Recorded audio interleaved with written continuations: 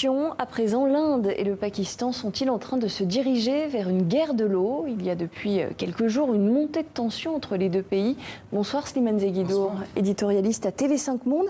Alors l'Inde menace d'assécher son voisin pakistanais. D'abord, pour quelle raison? Alors le mobile officiel, c'est l'attentat terroriste qui a eu lieu le 22 avril dernier au Cachemire. Cachemire, c'est une province musulmane dont une bonne partie a accepté d'être rattachée à l'Inde au moment de la séparation des deux pays en 1947.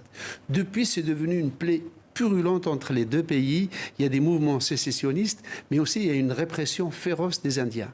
Toujours est-il que le 22 avril, de malheureux touristes indiens ont succombé à un attentat, et là, le gouvernement indien, qui n'en demandait pas tant, somme le Pakistan de lui livrer d'accepter sa responsabilité, de lui livrer les responsables de l'attentat. Sinon, il suspend tout simplement un traité international de la gestion du débit de l'eau. Parce que l'eau dans ces régions-là, qui sont surplombées par le château d'eau qu'est l'Himalaya, il y a un bassin qui est dans le Pendjab, qui est le grenier des deux pays. Et le Pakistan a reçu à cette époque-là le droit d'avoir 80% de l'eau et 20% pour l'Inde. Simplement, les sources de tous les fleuves qui coulent au Pakistan sont en Inde. Et donc l'Inde a les robinets sous la main. Et justement, Slimane, cette question de l'approvisionnement en eau, on imagine qu'elle est d'autant plus cruciale en cette période de réchauffement climatique.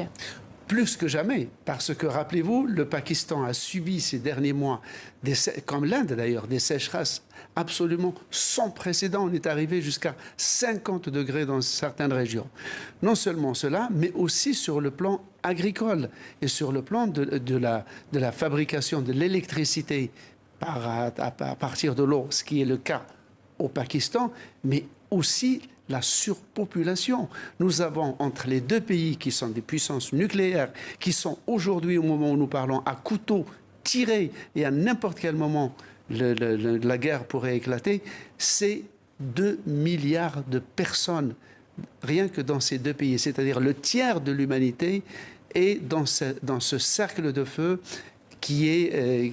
dont la survie dépend de la gestion de l'eau. Et il faut juste dire depuis 1947, jamais l'Inde, même après 3 guerres avec le Pakistan, jamais l'Inde n'a usé de l'arme de l'eau. C'est une première.